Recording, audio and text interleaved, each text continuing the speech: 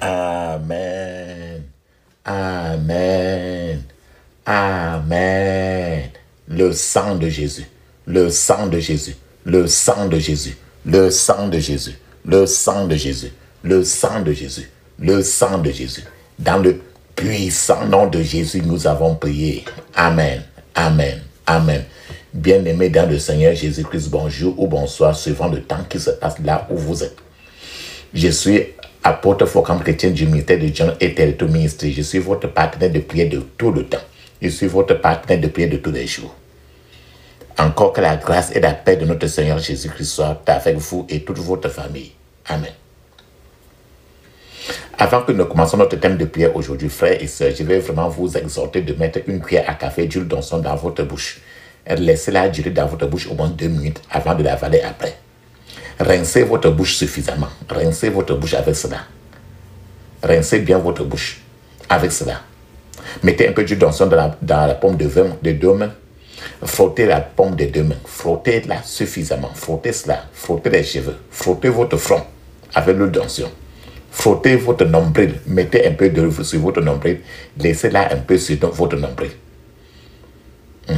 Mettez-le un peu sur votre nombril et laissez-la un peu sur votre nombril. Amen. Bien-aimé dans le Seigneur Jésus-Christ. La même chose que vous avez fait pour vous, faites-le le plus souvent sur vos enfants, vos bien-aimés, vos frères, votre soeur, votre mari, votre femme, avant que des enfants aillent dormir, avant qu'ils n'aillent à l'école, ainsi de suite. Amen. La Bible nous dit très bien dans 1 Thessaloniciens chapitre 5 verset 17, il est écrit priez sans cesse. Priez sans cesse. Parce qu'il faut prier sans cesse. Notre thème de prière aujourd'hui, c'est la prière contre l'esprit de la vallée. L'esprit de la vallée. Prière contre l'esprit de la vallée. L'esprit de la vallée. C'est cet esprit-là qui te fait toujours être toujours en derrière dans la vie. À la dernière place, à la vie, dans la vie. L'esprit de la place inférieure dans la vie. Donc là, c'est la prière contre l'esprit de la vallée. À ce niveau, je vais partager avec vous 1 Samuel chapitre 2 verset 8, il est écrit « Il redresse le faible qui traîne dans la poussière. » Il redresse le faible, ce faible qui traîne dans la poussière. Il relève le pauvre de son tas d'ordures. Quelqu'un qui est dans le tas d'ordures. Il les fait asseoir parmi les nobles et leur accorde une place d'honneur. Car le Seigneur est le maître de toute la terre. C'est lui qui l'a fixé solidement. Ce verset nous dit très bien qu'il redresse le faible qui traîne dans la poussière. Le faible qui traîne dans la poussière, c'est l'esprit de la vallée. En bas de la vie. Le dernier, l'en bas de la vie. Il relève le pauvre de son tas d'ordures. Le tas d'ordures. Le pauvre qui est dans le tas d'ordures. Le pauvre qui est le pauvre, le derrière, ça veut dire que l'esprit de la vallée. Papa, maman, le phénomène de l'esprit de la vallée, ce problème de l'esprit de la vallée est resté très voilé, c'est trop caché pour de nombreux enfants de Dieu et les dirigeants chrétiens, les pasteurs, ainsi de suite. C'est un peu, cet esprit est un peu trop caché. Et plusieurs n'ont même pas une idée de cela. Beaucoup de gens ignorent complètement l'esprit de la vallée. Et cela a maintenant beaucoup de gens dans les ténèbres. Cela attrape et conserve trop de gens dans le monde des ténèbres. Les gens n'ont connu, il y a des gens qui n'ont connu aucune victoire dans leur vie même. Et la vie ne leur a pas été très agréable même. Jusqu'à aujourd'hui, leur vie en fait n'est restée sans sens. Donc si vous ne savez pas ce que signifie l'esprit de la vallée, il est possible que vous restiez sur le tas de poussière pour le reste de votre vie. Le tas de poussière, le tas d'ordures, tout le reste de votre vie. C'est pourquoi vous devez prier contre cet esprit méchant, l'esprit de la vallée. C'est-à-dire le bas de la vie, l'esprit d'inférieur dans la vie. Vous pouvez, papa, maman, je vous rassure encore, vous pouvez vaincre. Et vous pouvez conquérir et vous pouvez vaincre l'esprit de la vallée au nom de Jésus. Il va sans dire que l'ignorance est une maladie et la connaissance est le pouvoir. Quand quelqu'un est ignorant, ça veut dire que c'est une grande maladie, une très mauvaise maladie. Et la connaissance, c'est le pouvoir, c'est l'élévation. C'est l'ignorance qui vous rend esclave du contrôle des esprits de la vallée. Parce que les gens ne connaissent pas. Mais la connaissance vous armera de tous les outils nécessaires pour connaître une victoire éclatante dans la vie.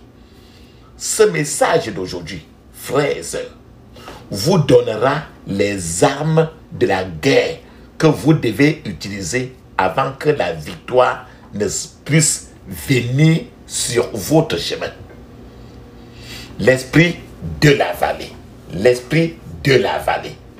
Quand on dit la vallée, le contexte de la vallée, c'est le sommet. Être en haut. Or, plusieurs gens sont toujours dans la vallée en bas. L'esprit de la vallée. Vous vous demandez peut-être, qu'est-ce que l'esprit de la vallée au bout du compte? L'esprit de la vallée, c'est l'esprit de la queue. C'est l'esprit-là qui amène les gens toujours à échouer dans leur vie. À échouer. Ne pas prendre de marche et rien ne marche. C'est l'esprit de la queue. L'esprit de l'échec. Cet esprit a réduit les géants dans la vie à des nains spirituels, à des nains académiques et dans d'autres domaines de la vie. L'esprit de la vallée mène des opérations dans la région inférieure de la vie de l'être humain. L'esprit de la vallée mène des opérations pour saccager la région intérieure de la vie de l'être humain.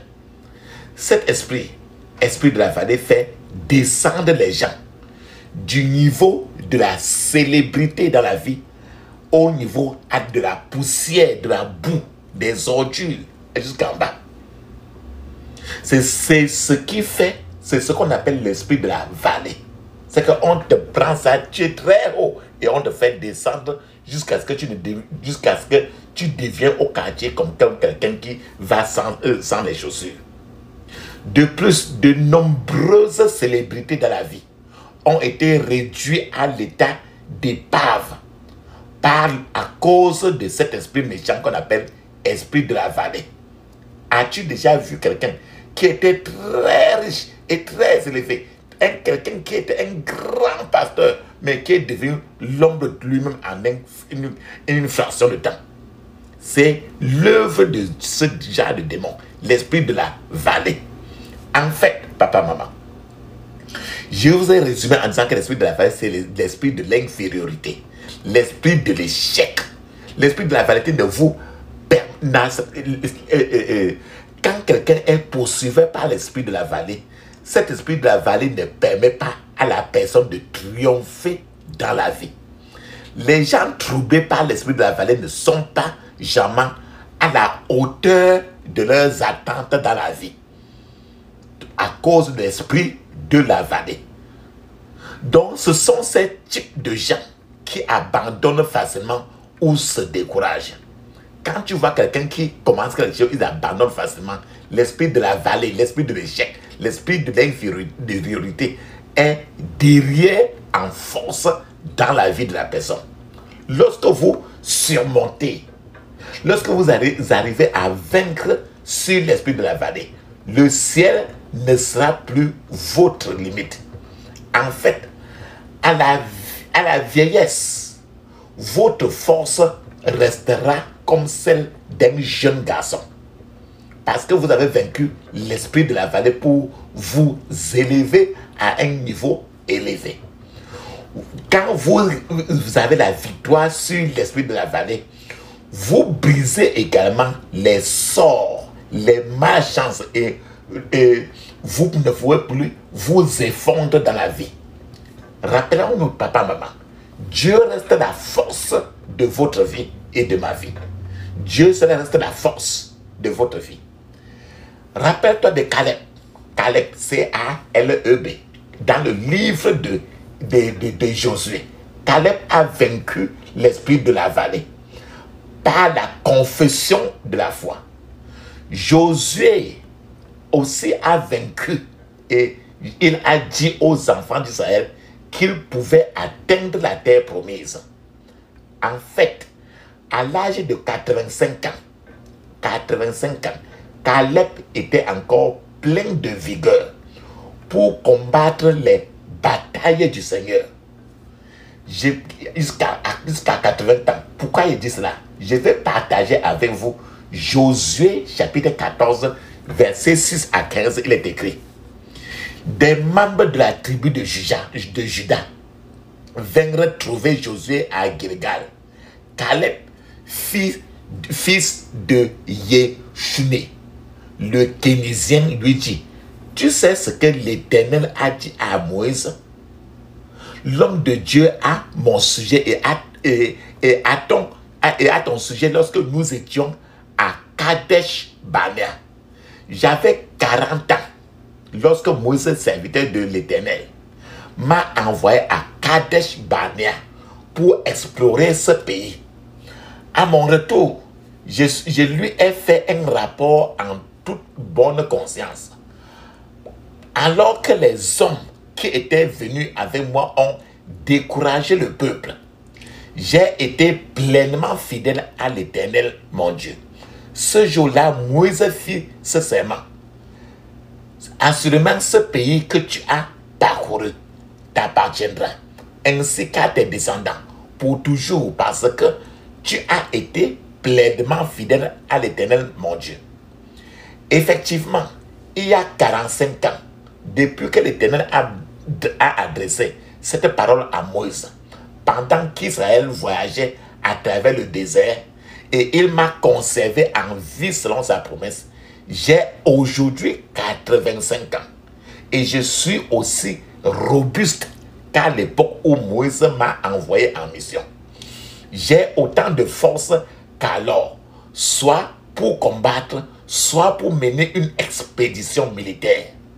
Maintenant, donne-moi cette contrée montagneuse que l'Éternel m'a promise à ce moment-là.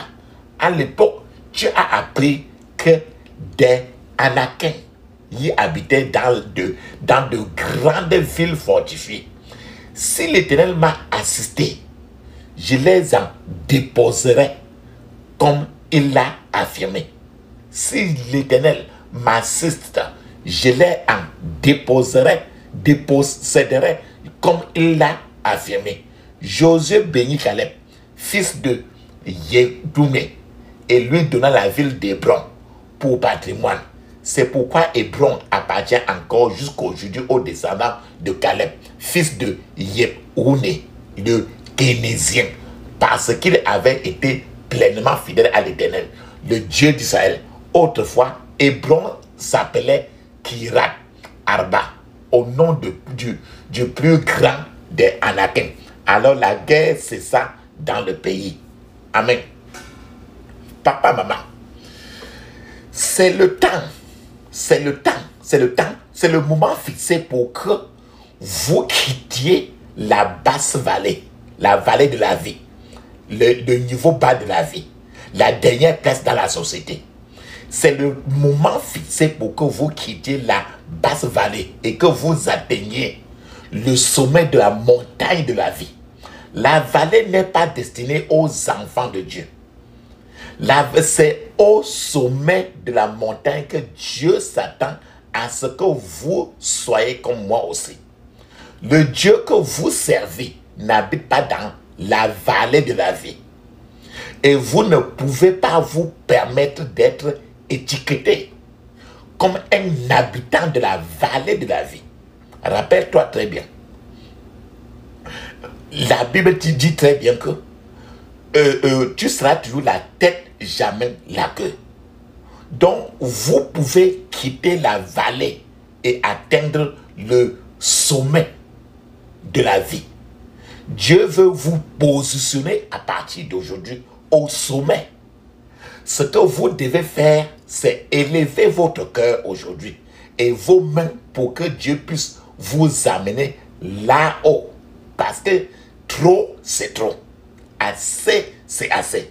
Frères et sœurs, c'est la volonté de Dieu que votre vie s'épanouisse au sommet. Savez-vous que Dieu veut que vous soyez sur les hauteurs de la terre? Est-ce que vous savez que Dieu veut que vous soyez au sommet de la vie? La Bible nous dit très bien que nous devons être à la tête, jamais la queue. La Bible nous dit que vous observerez la loi de Dieu concernant le sabbat et vous ne ferez pas ce qui vous plaît en ce jour saint.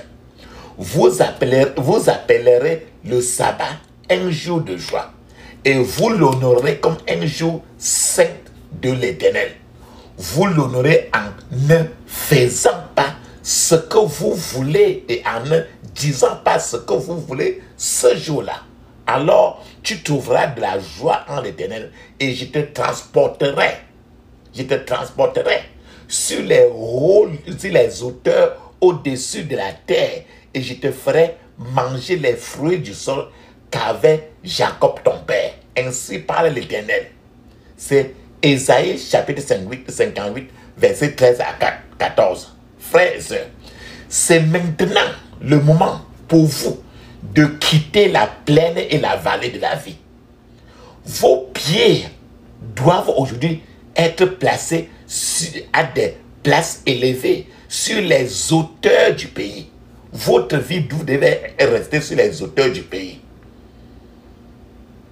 Vous ne devez pas être là, avoir la deuxième place. La Bible nous dit très bien. Dans Deutéronome 28, verset 13, il est écrit: l'Éternel vous fera tenir le premier rang parmi les peuples, jamais le dernier. Vous occuperez toujours la position la plus haute et non la position inférieure. Vous occuperez toujours la position la plus haute et non la position inférieure. La position inférieure, ça veut dire l'esprit de la vallée. Vous ne devez pas rester dans la position inférieure. Donc cette prière aujourd'hui, c'est pour que chacun se confesse aujourd'hui pour que le Seigneur lui place à la position supérieure, la plus haute de la vie. Savez-vous, papa, maman, que Dieu n'a qu'une seule place pour chacun de nous sur la terre? Dieu n'a pas prévu de deuxième place alternative pour vous. Dieu a prévu seulement une seule place. Il a dit que vous serez le premier. Il n'a pas dit que vous serez le deuxième, ou bien le dixième, ou bien le dernier. Il a dit que vous occuperez toujours la position la plus haute. Ça veut dire, il a dit la position, il n'a pas dit la position haute, plus haute. Et non une position inférieure. Donc Dieu n'a pas prévu, il n'a pas dit que si tu n'es pas quatrième, tu dois être huitième. Si tu n'es pas huitième, tu dois être dixième. Dieu a prévu que toi et moi, nous devons occuper la position la plus haute. Les premiers, les dirigeants parmi les peuples. Frères et sœurs, la volonté et le plan de Dieu pour vous sont la meilleure et la première classe dans la vie. Ne vous contentez jamais de la deuxième place dans la vie. La position que vous êtes maintenant, ce que vous faites, soyez fâchés de votre position maintenant pour changer. Il y a quelque chose de malheureux chez beaucoup de gens sur cette terre-ci maintenant. C'est le fait que presque toute l'humanité accepte toujours la deuxième place dans la vie. C'est que presque toute l'humanité cherche toujours à occuper la place alternative. Cela peut vous surprendre, ce que je dis. C'est un fait que vous devez savoir. En fait, je ne sais pas si vous êtes l'un de ces habitants de la terre qui se sont contentés de la deuxième meilleure place dans la vie. C'est soit que vous êtes à la place de Dieu, pour vous ou non. La place que Dieu a prévue pour vous. Soit tu es sur cette place-là, cette position-là, ou tu n'es pas sur cette position. Donc, la position où tu es là maintenant, tu dois être énervé. Pour dire que tu ne dois pas être là. Ce n'est pas ton dernier bus, ton dernier arrêt bus. Il n'y a pas deux façons de faire cela. Vous ne pouvez pas être indécis en ce qui concerne le positionnement de Dieu. Laissez-moi être honnête avec vous. Et cela peut être une surprise pour vous. Mais je dois le révéler de façon claire. L'homme moyen dans la vie, sur la terre maintenant, développe 10% de ses talents. Tout ce qu'il fait le plus souvent, il utilise les 10% de ses propres talents. Alors que les 90%, il ne les utilise pas. Cette révélation devait vous mettre debout et vous faire relever le défi de maximiser votre plein potentiel. Quand je dis que tout ce que vous allez faire comme ça, sachez peut-être que vous allez utiliser rien que les 10% de vos potentiels. L'apôtre Paul était suffisamment conscient de ce problème et cela l'a fait ne pas être content du niveau dans lequel il se trouvait. La prière fervente de l'apôtre Paul était toujours: Seigneur, transporte-moi sur un terrain plus élevé que ceci. L'apôtre Paul n'était pas content de son niveau spirituel. L'apôtre Paul cherchait toujours à atteindre un niveau plus élevé. Cela vous mettra peut-être mal à l'aise. L'apôtre Paul a eu des expériences merveilleuses avec le Seigneur. En fait, l'apôtre Paul a eu un moment où l'apôtre Paul est arrivé au 3e ciel, où l'apôtre Paul a entendu des paroles indescriptibles que l'esprit humain ne peut pas comprendre. Le langage du ciel. L'apôtre Paul a ressuscité les morts.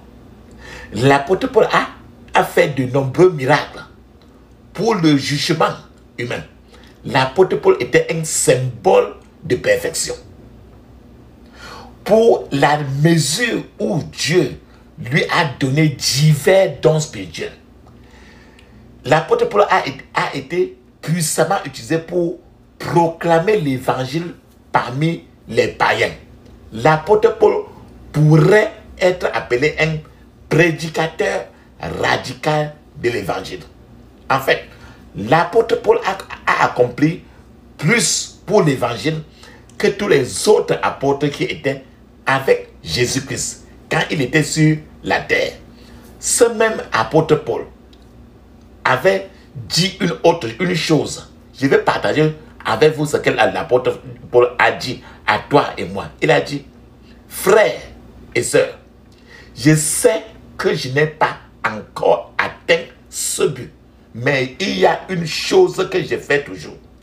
Oubliant le passé et me tendant vers ce qui est à venir, je continue à essayer d'atteindre le but et d'obtenir le prix pour lequel Dieu m'a appelé par Christ à la vie d'en haut.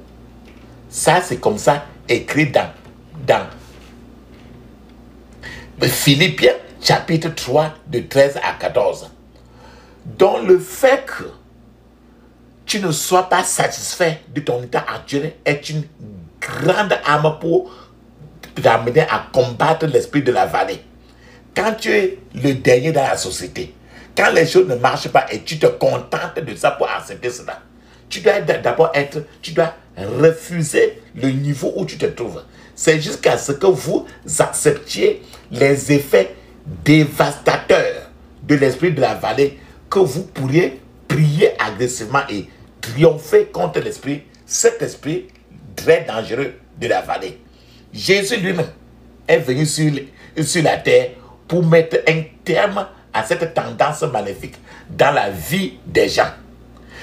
Jésus a la clé pour nous sortir de la vallée de l'échec. Jésus a la clé pour nous sortir de la vallée de la peur. Jésus a la clé pour nous sortir de la vallée de la déception. Jésus a la clé pour nous sortir de la vallée de la mort. Jésus a dit très bien dans Jean chapitre 10, verset 10, je cite, « Le voleur ne vient que pour voler, tuer et détruire. Je suis venu pour que les hommes aient la vie et qu'il l'ait en abondance. » Papa, maman, vous découvrirez que l'esprit de la vallée est en réalité un esprit voleur et qu'il est venu pour voler dans votre vie, tuer quelque chose dans votre vie, détruire quelque chose dans votre vie. Mais il y a de l'espoir parce que lorsque Jésus-Christ est venu sur la scène de la terre, Jésus a apporté une vie en abondance. Une vie en abondance. Donc la vie en abondance est la vie dans toute sa plénitude. Que le Seigneur attend que tu vives une vie en abondance comme moi. C'est la vie au sommet. La vie en abondance, c'est une vie qui est au sommet. La vie en abondance n'est pas une vie dans la vallée. Donc c'est de ça que nous voulons dire. Donc il faut combattre pour quitter la vie dans la vallée, pour être dans la vie en abondance, au sommet. Cette vie est abondante dans tous les sens du terme. Ça ne veut pas dire qu'une vie abondante, ce n'est que quand tu as beaucoup d'argent. Non, tu peux avoir beaucoup d'argent et être toujours à l'hôpital. Qu'on appelle, tu peux ne pas être à l'hôpital et avoir beaucoup d'argent, mais le foyer est saccagé. Jésus veut une vie en abondance. Ça veut dire qu'une vie abondante dans tous les sens. Et sinon, ce n'est pas abondant dans une qualité et l'autre côté est déjà écroulé. Non. C'est le plan de Dieu. Dieu veut que vous ayez la vie plus abondamment et que vous ne parveniez pas, vous ne ménagez plus la vie. Il ne veut plus le fait de ménager la pauvreté. Tout ce qui n'est pas une vie abondante, c'est l'esprit de la vallée. Et vous devez le rejeter aujourd'hui par le feu au nom de Jésus. Il est désastreux, papa, maman, pour un enfant de Dieu de se contenter de quoi que ce soit en dessous de l'excellence. Dieu s'attend à ce que toi et moi nous vivons l'excellence comme il a donné à Daniel un esprit d'excellence. Il est tragique pour un enfant du roi des rois de se contenter de la poubelle de la vie alors qu'il est censé dîner avec le Dieu du ciel et de la terre, le propriétaire du ciel et de la terre. Lorsque vous avez remporté la victoire, lorsque vous avez remporté la victoire sur l'esprit de la vallée, vous ne serez jamais transformé en citoyen de seconde classe. Ne permettez donc pas à l'ennemi de vous faire abandonner ce combat. Les géants du royaume de votre montagne deviendront du pain pour vous lorsque vous quittez la vallée de la vie pour les affronter sur la montagne. Papa, maman, un enfant de Dieu, par exemple, qui a conquis et vaincu l'esprit de la vallée, ne se contentera jamais des miettes dans la vie. Votre objectif et votre désir doivent être le meilleur de Dieu. Le meilleur de Dieu ne peut jamais être rien, ne peut jamais être rien de moins que le meilleur. C'est-à-dire meilleur. Il a dit plus haut. Il y a le haut, mais il y a le plus haut. Vous devez vous réorienter et rallumer le feu des percées et du meilleur dans votre esprit aujourd'hui. Les pensées de Dieu sont plus élevées que nos pensées. C'est pourquoi nous ne pouvons pas nous permettre de tâtonner dans les ténèbres alors que le Dieu Tout-Puissant s'est préparé à nous transporter au sommet de la montagne la plus élevée de la vie. Je vais partager avec vous Ésaïe 55, verset 8 à 11, il est écrit. Le Seigneur dit, mes pensées ne sont pas comme vos pensées, et vos voix ne sont pas comme mes voix. De même que les cieux sont plus élevés que la terre, ainsi mes voix sont plus élevées que vos voix, et mes pensées plus élevées que vos pensées. La pluie et la neige tombent du ciel et ne reviennent pas sans avoir arrosé la terre. Elles font germer et croître l'herbe, donnant des semences pour le laboureur et du pain pour le peuple. Il en est de même des paroles que je prononce. Elles ne reviendront pas à moi à vide. Ils font en sorte que les choses que je veux se passent et ils réussissent à faire ce que je leur demande de faire. Papa, maman, il ne faut jamais vous permettre de vous dénigrer. Ne vous dénigrez jamais. Ne permettez jamais que ça sorte de ta bouche de dire des choses négatives de toi. Vous êtes un géant dans ce monde-ci. Il y a un géant endormi en vous. Vous pouvez ne pas le savoir. Ne vous reléguez pas au rang de niveau d'une sauterelle, au rang de niveau inférieur. N'acceptez pas cela dans votre esprit. Dites à votre âme et à votre esprit que vous n'êtes pas fait pour le bas de la vie. Et vous ne devez pas vous contenter des miettes de la vie non plus. Réveillez-vous de votre sommeil spirituel. Vous n'avez pas atteint le niveau là où Dieu veut que vous soyez. Vous devez vous libérer de l'emprise de l'esprit de la vallée. Vous êtes fait pour le sommet de la montagne.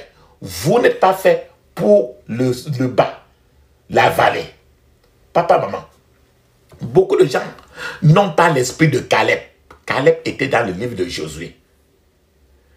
Il est rare aujourd'hui de trouver quelqu'un qui a l'esprit de Caleb dans la vie de beaucoup de gens aujourd'hui. Tant de gens embrassent la médiocrité. Trop de gens ont embrassé la médiocrité. Ils sont occupés à signer des accords de paix avec les démons de la vallée. C'est-à-dire que quelqu'un qui est content à rester au niveau où il est, il reste lui aussi là. Donc il y a trop de gens qui ont signé un accord de paix avec l'esprit de la vallée, les esprits du niveau inférieur de la vie. Qui vous a dit, papa, maman, d'être content du niveau où vous êtes maintenant? Qu'est-ce qui vous donne l'impression d'avoir atteint le meilleur de Dieu pour votre vie et votre ministère? Papa, maman, savez-vous que votre maximum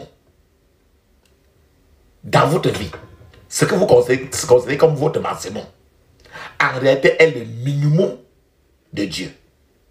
En fait, votre meilleur est le point de départ de Dieu. Préparez-vous à une élévation divine. Dieu vous transportera vers la montagne qui est plus grande que vous. Vous n'êtes pas perdant, papa, maman. Bien aimé, vous n'êtes pas perdant. Quiconque s'attache au bas de l'échelle de la vie, quiconque s'attache au bas de la vie, restera toujours un perdant en ce qui concerne Dieu lui-même. C'est pourquoi vous devez détester être dans la vallée, dans la terre basse, au fond. Vous devenez un vainqueur lorsque vous vainquez, vous conquérez et vous essayez de conquérir et de vaincre l'esprit de la vallée. Vous ne devez pas être divinement satisfait de la vallée où vous êtes. Vous devez viser le terrain les terres les plus élevées. Vous devez chercher à aller sur la montagne la plus élevée. Cela doit être fait parce que Dieu a de meilleures choses pour toi et moi. Être dans la vallée vous rendra toujours aveugle aux grandes choses que Dieu a préparées pour vous au sommet. Papa, maman, l'esprit de la vallée fait de sa victime un perdant. Quelqu'un qui vit toujours dans la vallée depuis des années. L'esprit de la vallée fait de la victime un perdant. L'esprit de la vallée peut emprisonner quiconque ne parvient pas à faire un pas décisif dans sa vie. Je vais vous donner un petit témoignage de ce qui s'est passé. Une femme, par exemple, qui est restée dans l'esprit qui est l'esprit dans le bas, elle est restée trop dans le bas de la vie beaucoup. Un groupe de prière a prié pour la guérison d'une sœur qui était au lit, qui était couchée malade depuis très longtemps. Mais quand on priait toujours, la prière ne donnait rien. Le groupe de prière, on a prié, ils ont prié maintes et maintes fois, beaucoup de fois. Mais les réponses sont restées toujours vides. Le Saint-Esprit a ensuite parlé à l'un des personnes qui étaient dans le groupe de prière là, pour qu'il demande à cette sœur si elle voulait vraiment même être guérie. Là, cela a semblé une question idiote. Mais on a posé, l'un des frères qui priait pour la sœur là, a posé la question clairement à la sœur. Et tout le monde était surpris de la réponse qu'ils ont reçue de cette sœur là. En réalité, cette sœur a dit et déclaré qu'elle ne voulait pas être guérie. Lorsque les gens qui priaient pour elle, lui ont demandé pourquoi elle ne voulait pas être guérie, la sœur a bien répondu que lorsqu'elle était en bonne santé, son mari n'était pas toujours à la maison. Et ce n'est que lorsqu'elle est maintenant malade que son mari reste près d'elle à la maison tous les jours. Et cette sœur-là a maintenu que si la seule raison pour laquelle son mari restait à la maison était parce qu'elle était malade, alors elle préfère être toujours, elle ne voudrait pas être guérie, elle préfère être malade. Frères et sœurs, elle voulait que l'homme reste près d'elle, mais l'esprit de la vallée a plus tard attrapé la vie de la sœur. Après ce jour de prière-là, 7 jours plus tard, cette sœur-là est morte. Et bien entendu, son mari a fini par épouser une autre femme après son décès. Frères et sœurs, c'est une sorte de ravage que l'esprit de la vallée peut faire. C'est cette sorte de ravage que l'esprit de la vallée est en train de faire dans la société. Et ça fait ça sur plus de gens. Je vais vous donner encore quelques faits qu'il faut que vous compreniez. Un employé ne doit pas rester un employé pour toujours. Si vous êtes destiné à être un propriétaire de la banque, ne restez pas toujours un comptable pour toujours. Un employé ne doit pas rester toujours employé. Un employé va finir à être un employeur un jour. Une personne sous contrôle doit chercher à devenir un contrôleur. Un serviteur doit chercher à devenir un patron. Un serviteur, c'est la vallée. Tu dois chercher à être un patron. Un homme ne doit pas être un locataire principal pour toujours. Mais la personne doit chercher à être un propriétaire de terre, de maison, demain. Un nain doit chercher à devenir un géant. C'est pourquoi vous devez demander l'onction pour exceller dans tout ce que vous entreprenez dans la vie. Frères et sœurs, vous devez prouver au monde que l'armée du ciel vous soutient. Vous devez vous réveiller de votre sommeil spirituel et revêtir votre armure de combat. La prière agressive doit être faite pour défier les géants qui, jusqu'à présent, sont en train d'occuper le sommet de la montagne de votre vie. Pourquoi devez-vous rester pauvre alors que la richesse de Dieu a été mise à votre disposition? Rappelons-nous très bien, le ciel n'est pas destiné à ceux qui doutent de la puissance de Dieu. En fait, Sans la foi, il est impossible de plaire à Dieu. C'est Hébreux 11, verset 6. Dieu a une terre promise pour chacun de nous. Dieu a une terre promise pour toi et moi. La foi en Dieu combinée au courage vous permettra de vaincre l'esprit de la vallée. Vous devez placer votre confiance en Dieu et non en qui que ce soit. Savez-vous, papa, maman, que vous devez vaincre l'esprit de la vallée avant de pouvoir poser maintenant vos pieds sur la terre promise? Les enfants d'Israël et les anciens qui ont été envoyés pour aller espionner la terre promise ont permis à l'esprit de la vallée de les vaincre et ils ont donc manqué la promesse de Dieu. Frères et sœurs, prenez encore attention à ce que je vais dire maintenant. Les Amalécites et les Cananéens, dont les Israélites avaient peur, avaient conclu une alliance avec l'esprit de la vallée. En fait, les Écritures indiquent clairement que ce peuple habitait dans la vallée. Les Amalécites, les Cananéens. Ils habitaient dans la vallée. Caleb ne s'est jamais laissé influencer par l'esprit de la vallée. Il a reçu l'approbation de Dieu. Je vais causer avec vous en utilisant Nombre 14, 24 à 25 pour que nous comprenions comment Caleb a refusé que l'esprit de la vallée, il a refusé de faire une alliance avec l'esprit de la vallée. Nombre 14, 24 à 25, il est écrit: mais mon serviteur Caleb a été animé d'un esprit différent. Il m'a obéi sans hésitation jusqu'au bout. C'est pourquoi je le ferai entrer dans le pays où il s'est déjà rendu. Et ses descendants en hésiteront. Comme les Amalécites et les Cananéens demeurent dans la vallée, dès maintenant, vous ferez demi-tour et vous retournerez au désert en direction de la mer des roseaux. Tu comprends très bien dans ce verset. Caleb et Josué sont arrivés à la terre promise parce qu'ils ont vaincu l'esprit de la vallée. Presque tous les enfants d'Israël se sont perdus parce qu'ils ont cédé à l'esprit de la vallée. Pour dire que vous devez rejeter aujourd'hui l'esprit de la vallée. L'esprit de la vallée qui opérait dans la vallée des Sheol a découragé les sœurs.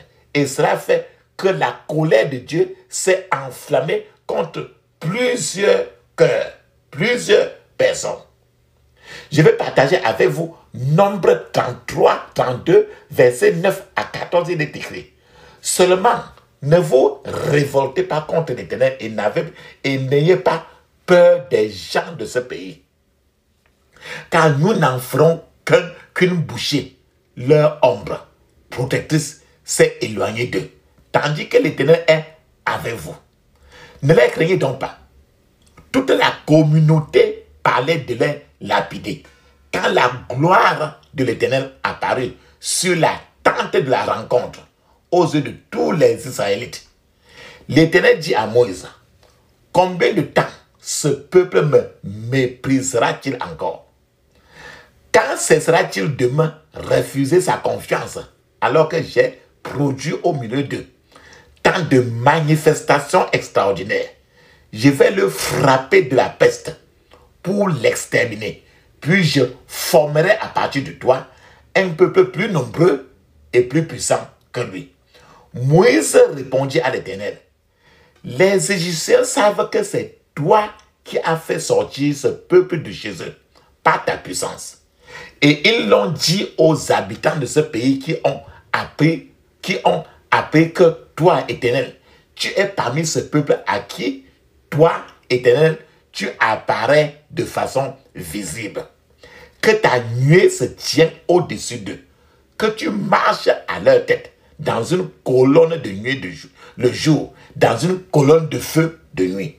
Papa, maman, ne laissez pas l'esprit de la vallée vous décourager. Sur le chemin du ciel, ne laissez pas l'esprit de la vallée vous décourager. Sur le chemin du paradis, Dieu veut faire de vous un conquérant et un vainqueur. Dieu veut faire de vous un conquérant et un vainqueur. Alléluia. Amen. La question que tu vas te poser, c'est que je vais prier lesquelles prières pour sortir, pour vaincre et conquérir, pour conquérir et vaincre l'esprit de la vallée. La prière est la clé principale par laquelle vous pouvez lutter contre l'esprit de la vallée. À ce stade, je vais vous donner le genre de prière qui peut paralyser et détruire l'esprit de la vallée. Premièrement, priez pour déterminer votre montagne. Il faut que vous priez pour que le Seigneur vous montre aussi votre montagne. Ce genre de prière équivaut à savoir où se trouvent vos objectifs et priez pour que Dieu détermine votre destinée. Il vous montre ce pourquoi il vous a envoyé sur la terre. C'est jusqu'à ce que vous pouvez localiser la montagne où Dieu s'attend à ce que vous soyez, que vous pouvez avoir un changement pour le mieux dans votre vie. Sans concentration, vous échouez en ce qui concerne la prière de guerre. C'est-à-dire que je suis en train de vous dire maintenant de visualisez-vous sur la montagne que Dieu veut que vous soyez. Voyez-vous dans l'esprit sur la montagne que Dieu voudrait que vous soyez. La montagne que Dieu veut que vous soyez est la hauteur que Dieu veut que vous atteigniez dans votre vie. Caleb avait une cible. Caleb avait un objectif dans sa vie. Au moment où Caleb a rencontré Josué, Caleb n'a pas perdu de temps à déposer sa demande à Josué. Il a dit à Josué de lui donner le mont Hébron. Et Josué lui a donné ce mont Hébron. Je vais partager avec vous Josué 14, verset 12 à 13, il est écrit: donne-moi donc la région montagneuse que l'Éternel m'a promis ce jour-là, et il y a longtemps.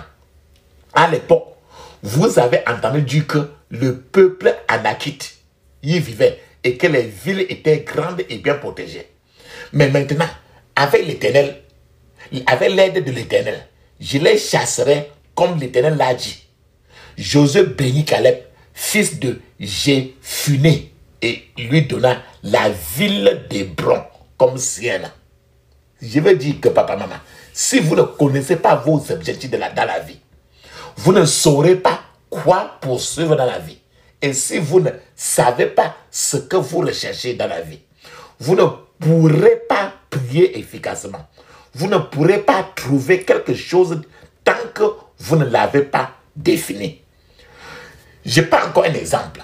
Le récit de l'aveugle de Bartimée capture de manière vivante ce que signifie prier avec détermination contre l'esprit de la vallée. L'aveugle de Bartimée a entendu que Jésus-Christ était dans le passé. Et il a démontré qu'il était prêt à se libérer de l'esprit de la vallée, qui le maintenait qui le maintenait en tant qu'aveugle toute sa vie. La détermination de l'aveugle de Bartimée à avoir sa délivrance l'a poussé à crier à Jésus avec persistance, malgré le fait que les gens autour de lui essayaient de le faire taire. Jésus s'est arrêté et lui a demandé ce qu'il voulait, sans tourner autour du pot. L'aveugle de Bartimée a dit: je veux que je recouvre la vue. Et à cause de sa foi et de sa concentration, la demande de l'aveugle de Bartimée a été accordée par Jésus-Christ de Nazareth. Attends, je partage avec vous Marc 14, verset 46 à 52, il est écrit: alors la foule se saisit de Jésus et l'arrêta. Un de ses disciples qui se tenait là tira son épée, frappa le serviteur du grand maître et lui coupa l'oreille. Alors Jésus dit: vous êtes venus me chercher avec des épées et des bâtons, comme si j'étais un malfaiteur. J'étais tous les jours avec vous en train d'enseigner dans le temple. Vous ne m'y avez pas arrêté. Mais tout cela est arrivé pour que les Écritures soient accomplies. Alors, tous les disciples de Jésus l'abandonnèrent et s'enfuirent. Un jeune homme, vêtu seulement d'un drap de lin, suivait Jésus. Et les gens se saisirent aussi de lui. Mais le drap qu'il portait se détacha. Et il s'enfuit nu. Il s'enfuit nu. Frères et sœurs, ne vous contentez pas de la médiocrité dans la vie. Car vous pourriez finir par être médiocre si tu t'intéresses à la médiocrité. Ne laissez pas tout ce qui se présente à vous, car vous pourriez saisir l'ombre et manquer la vraie chose quand elle viendra. Papa, maman, cultivez l'habitude de prier pour savoir où vous êtes censé être. La délivrance de l'esprit de la vallée commence toujours lorsque vous priez pour savoir où vous devez être. C'est que tu pries pour savoir le plan de Dieu pour ta vie. C'est de ça que nous parlons. Une autre prière, c'est que vous devez prier pour poursuivre vos auteurs les plus élevés. Vos auteurs, votre montagne les plus élevées. Après avoir prié pour découvrir le plan de Dieu, vos objectifs, votre montagne, vous ferez un autre pas courageux de la foi pour prier afin de découvrir vos auteurs plus élevés. Je vais vous donner un témoignage. Un frère a eu une révélation pendant qu'il priait pour son ami. Cet ami était très intelligent, mais les choses ne semblaient ne pas bien marcher pour son ami là. Dans cette révélation, le frère a vu cet ami était en train de monter un escalier d'environ 14 marches, 14 pas. L'escalier avait presque 14 pas. Mais le Seigneur lui a montré, il a vu dans la vision, son ami là, il était à la 3e marche, au 3e niveau de l'escalier. Le frère a également vu une marque rouge sur la 10e marche. Pour la 10e marche, c'est-à-dire que le 10e escalier. Cela signifiait que c'était là que son ami était censé être, en ce temps-là déjà. Puis le frère a vu une femme, nu-corps, tenant la jambe droite de ce frère. Et ce frère-là était en train de lutter pour se débarrasser de l'emprise de cette femme-là sur son pied. Le frère a dit à son ami ce qu'il avait vu dans cette vision. Et le frère lui a demandé à son ami de lui dire qui était la femme là. Son ami lui a dit que ça devait être la femme qu'il voulait épouser. Mais finalement, il n'a pas fini par l'épouser. L'ami a dit que la femme serait en train de le menacer pour lui faire du mal.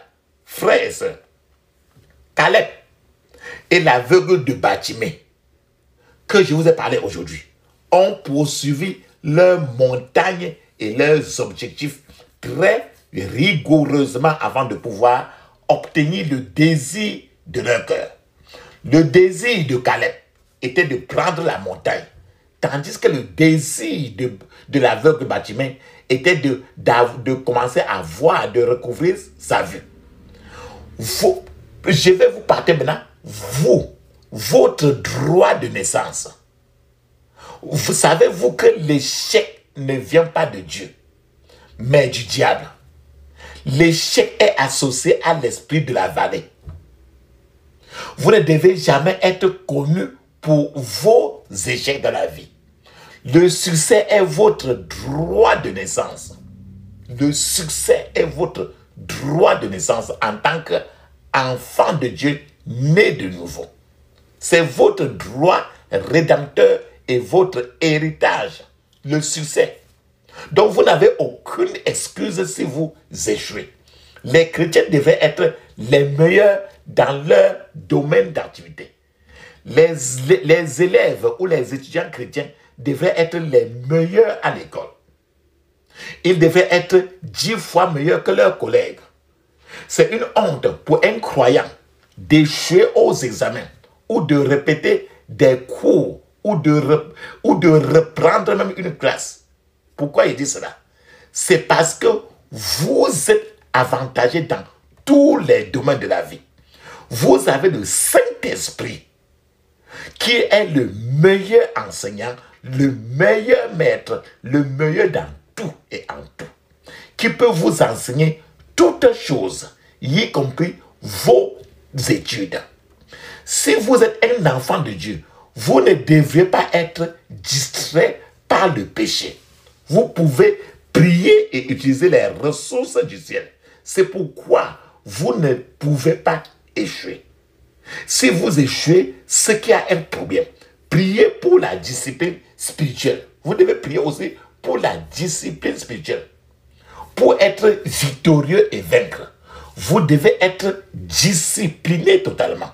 C'est la discipline qui fera de vous le genre de personne que Dieu veut que vous soyez. Il y a un niveau de discipline qui vous est demandé pour pouvoir atteindre un objectif particulier dans la vie. Si l'ennemi a détruit votre discipline spirituelle, vous devez prier pour que cette discipline-là soit restaurée aujourd'hui. Amen.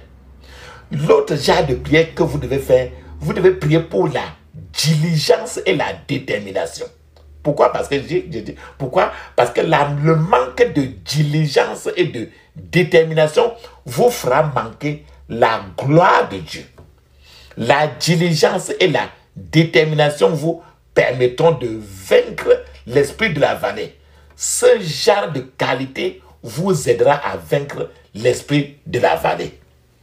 Une autre genre de prière, c'est que vous devez prier pour chasser les intrus de votre montagne. Les intrus, les étrangers de votre montagne. C'est le genre de prière qui doit être dirigé pour chasser les géants qui veulent occuper le sommet de votre montagne. Vous devez faire preuve de foi. Vous devez faire preuve de courage avant de pouvoir atteindre le sommet de la montagne. C'est la même chose que l'aveugle de Batimée, Caleb, ils ont fait la même chose.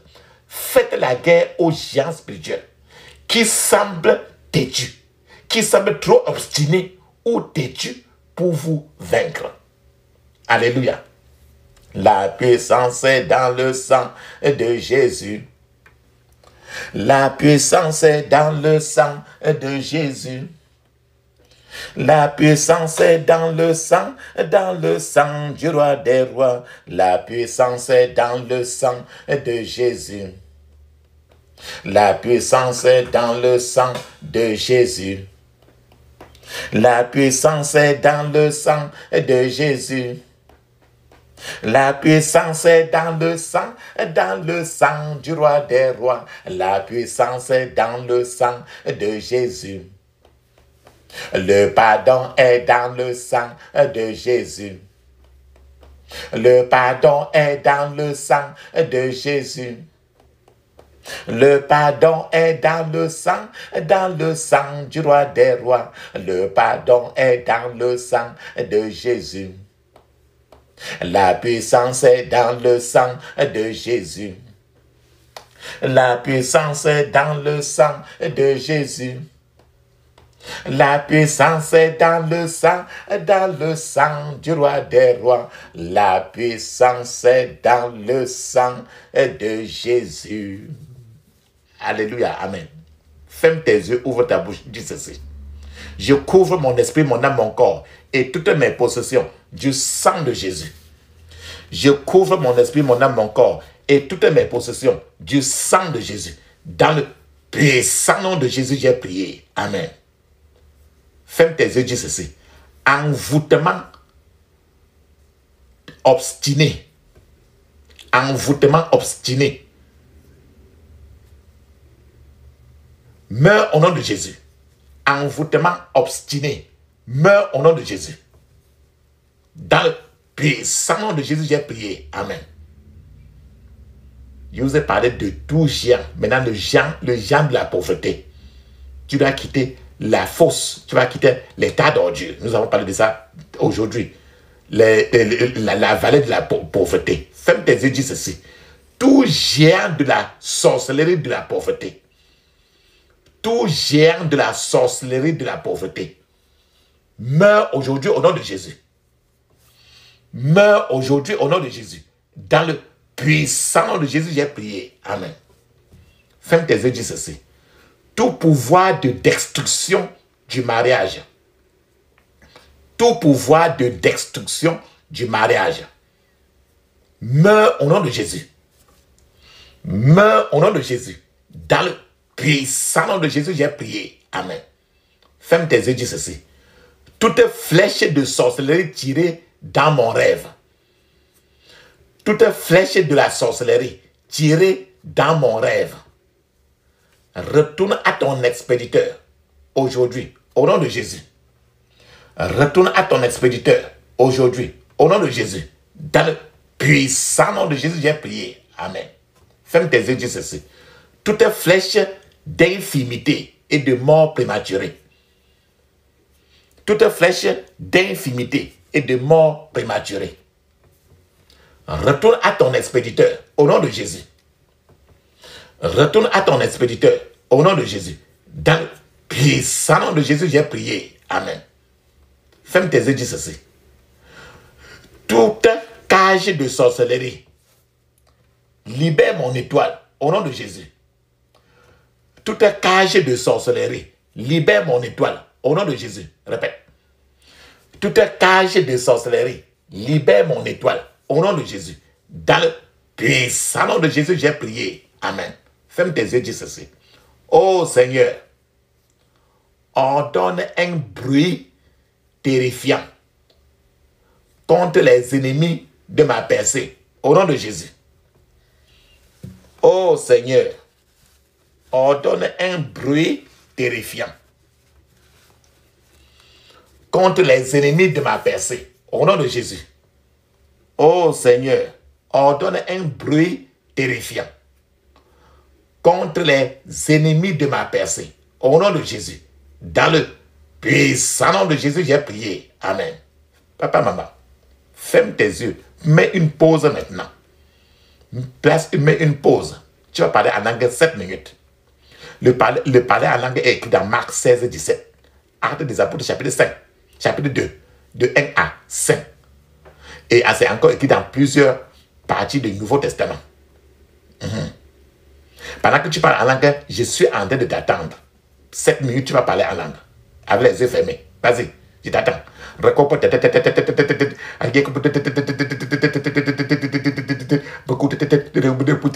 Dans le puissant nom de Jésus, j'ai prié. Amen. Frères et sœurs, papa, maman, ferme les yeux, dis ceci. Oh Dieu qui répond par le feu, réponds à ma requête et je glorifierai ton Saint-Nom. Au nom de Jésus. Oh Dieu qui répond par le feu, réponds à ma requête et je glorifierai ton Saint-Nom. Au nom de Jésus. Dans le puissant nom de Jésus, j'ai prié. Amen. Ferme tes yeux, dis ceci. Oh, toi le fauteur de troubles de mon Israël. Oh, toi le fauteur de troubles de mon Israël. Mon Dieu te troublera aujourd'hui. Au nom de Jésus. Mon Dieu te troublera aujourd'hui. Au nom de Jésus. Dans le puissant nom de Jésus, j'ai prié. Amen. Ferme tes yeux maintenant. Ne dis aucun mot. Même merci, ne dis pas. Même amen. Ne dis pas. Ne dis aucun mot. Il est temps maintenant que nous appelons le Dieu d'Élie. Et quand tu appelles le Dieu d'Élie, certainement il va répondre par le feu. Pourquoi? Parce qu'il y a un feu dévorant. Tu as beaucoup élevé tes prières. C'est le temps maintenant qu'il faut que tu restes tranquille. Tu ne dis aucun mot pour l'écouter. Ferme tes yeux, ouvre ta bouche. Tu restes très tranquillement. Pendant ce temps, je suis en train de l'appeler. Ce Dieu d'Élie.